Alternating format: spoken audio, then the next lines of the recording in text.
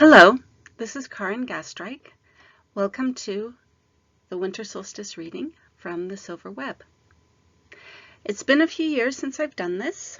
A couple years back when I was just starting my blog and getting the books out, I started what I hoped would be a tradition of doing a reading every year around this time from the novels to share with all of you.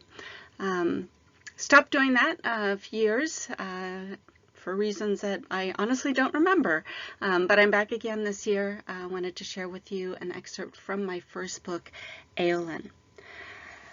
I was inspired to do this today. I'm celebrating winter solstice, as I think many of you might be as well, in addition to many other days this holiday season. Today, a friend of mine on Facebook, person I'm connected to there, Michael Butler Smith, shared a really beautiful song called Bring Back the Light, interpreted by Gypsy Enchantress. And this song reminded me of a scene from my first novel, a scene that I actually hadn't thought about in a very long time, and made me want to share that scene with all of you. Midwinter's Eve, winter solstice as we know it, is also a very sacred time in Eolyn's world and for her people. And so in this first novel, I have a scene from Midwinter's Eve that features a song to bring back the light as well. And so this is a reading that I would like to share with you today. So to give you a little bit of background on this scene, without too many spoilers, this happens about just over a third of the way through the book. Eolyn is still very much in hiding in the sense that she has not revealed to anyone her knowledge of magic or her skills with the craft. You are going to hear about several characters in this brief passage that have become very important in Eolyn's world. Mage Corey, who is something of a leader in this community that she has joined. Adiana, very good friend of Eolyn's. Kelia, another person who is a somewhat elusive character, but also an important friend and ally to Eolyn. Ximena is mentioned, and Ximena is Eolyn's tutor, no longer present in this particular scene, but nonetheless very much present in Eolyn's thoughts and heart as she moves through this present moment. So we'll just go ahead and start with the scene. Relax, light a candle or snuggle up next to the fire with a cup of hot chocolate if you haven't already, or a glass of wine, whatever your preference is, and close your eyes and enjoy the story.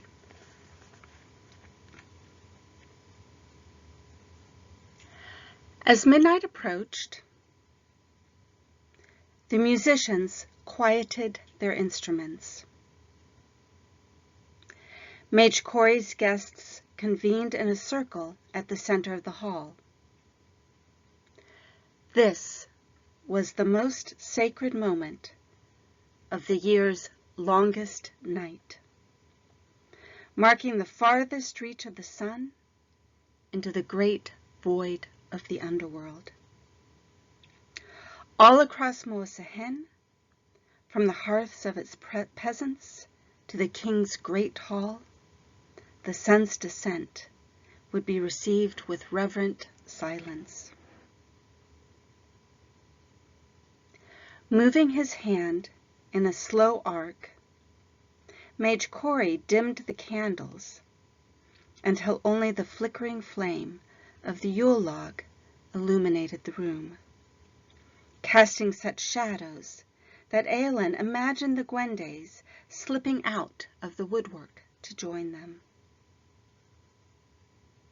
Closing her eyes, Eolyn caught sight of the sun, a dim star in a cold black sea, a hesitant glimmer almost lost to the night. The vision ignited a deep ache in her heart, an irresistible desire to sing as she always had with Jimena. So she lifted her voice in an ancient melody that once belonged to the Magas of Moosehen, a poem of love composed for a single purpose: to bring the sun back to the world of the living. Adiana was the first to join her. She took Eolyn's hand and graced the melody with the weave of her fine voice. Within moments, the other woman of Moosehen accompanied them. Even Renate tried to enter the chorus, though some unseen power choked her back into quiet tears.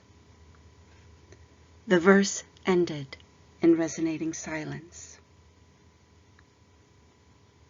Eolyn opened her eyes. Mage Corey was watching her, his expression unreadable amidst the shadows. He raised the lights of the bayberry candles and turned his attention to the musicians. At his bidding, the music resumed, but the circle did not break. This new melody, though unfamiliar to Eolyn, evoked a sense of deep memory. Rashona and Mage Corey moved to the center of the floor, where they danced around each other, giving dimension to the space between them with elegant movement of the hands. The exchange was subtle, yet sensual. The air became so charged, Eolyn felt her skin tingle. They repeated the pattern 3 times before bringing the movement to a breathless finish. Rashona withdrew. Mage Corey extended his hand to Eolyn. Instinct compelled Eolyn to step away, but Adiana reversed her momentum with a firm hand against the small of Eolyn's back. Mage Corey, I don't know this dance, Eolyn said as she stumbled forward. I can't do it. Corey took her hand and drew her close. His voice was low and infused with such confidence it sent a shiver through her. This dance is in your blood, Eolyn. It is as old as the land to which we were born. All you need do is follow the music with your heart. Just as Mage Corey promised, Eolyn remembered. The steps returned to her, carried somehow on the fluid waves of rich music, on the slow heartbeat of the cold winter earth, on the sharp fire of Corey's essence, on the whispering spirit of the dead Magas. Eolyn's interpretation of the rite, though not nearly as skilled as Rashona's, carried a natural expression of their faith.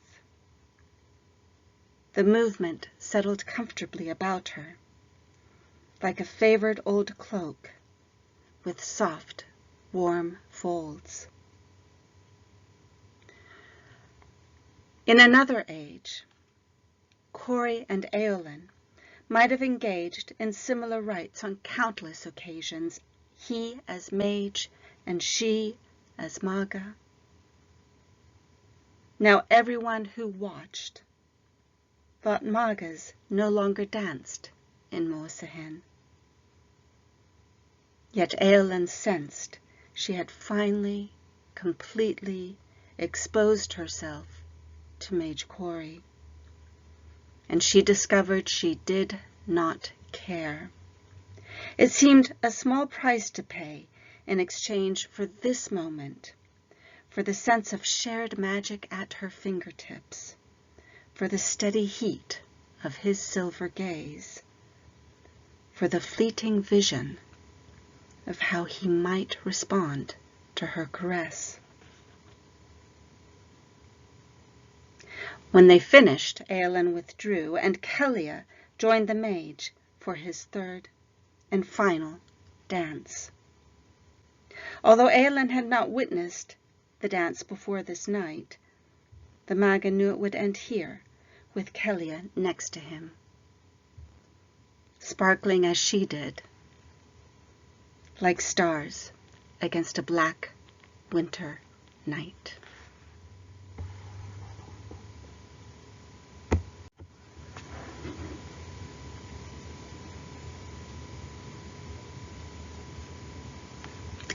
Okay, so that is the Winter Solstice dance. I'm going to skip forward just a little bit from that scene and read you one more brief piece from this chapter. There's much dancing and revelry after that, but Eolyn, feeling a little bit out of sorts and out of step with the rest, seeks a space of her own, so I would like to share that moment with you as well.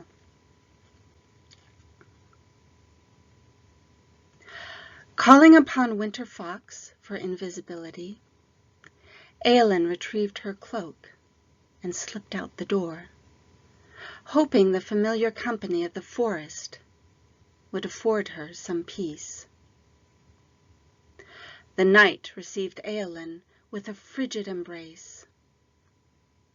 A handful of stars pressed through the clouds overhead. Fresh snow hushed her steps and muffled the sounds of celebration, bringing back memories of peaceful midwinter nights with Jimena. How remarkable, Eolyn now thought, that the company of one woman was more than sufficient for so many years, while the company of all these people left her feeling alone and incomplete. Eolyn passed the old fir. A frosty breeze rushed through its high branches, stirring up the sharp aroma of its verdant needles. The tree spoke in a dialect Eolyn could not place, until she realized with great surprise it was whispering the language of metals. The armband given to her by Akmael responded with a silver hiss. Eolyn gasped as the jewel uncoiled and traveled in sinuous spirals down her wrist. The silver dragon emerged from her sleeve and came to rest in a loose coil in the palm of her hand. It lifted its head toward the tree as if in silent expectation. They spoke at length, the old fir and the silver serpent, but Eolyn could not understand them. Despite her skill with the knife, she had never really mastered the language of metals. Lowering its head, the bracelet flattened into a three-tiered coil, at the center of which emerged a single point of light. The jewel then slithered up past her elbow and coiled around her arm, coming to rest in its customary place. Eolyn cupped her hands around the bright gift it left behind, her surprise transformed into awe. Many months had passed. Indeed, for her it felt like an eternity, since she held a white flame of magic in her hands. She brought it close to her lips and whispered, "Indulge this fantasy of mine. Eakat, Neom, and Thai." She nurtured the fire with her breath until it shone like the morning star. Then she willed the glowing orb into the highest branches of the old fir, where it burst into 1,000 tiny flames that settled twinkling among the snow-draped branches. Eokai. Eolyn savored the beauty of the sparkling tree and the rich sensation of magic flowing through her veins, for longer than was perhaps prudent. Snow began to drift from the sky. Icy fingers of winter penetrated her cloak. Reluctant to let go of the magic, Eolyn nonetheless allowed the white flames to fade. Okay, that's the end of my winter solstice reading. Again, from the first book in the Silver Web, Eolyn. Wishing all of you a very blessed holiday season with your loved ones, with family, with friends. Nurture the magic in your heart and in your spirit, and many, many blessings in the new year.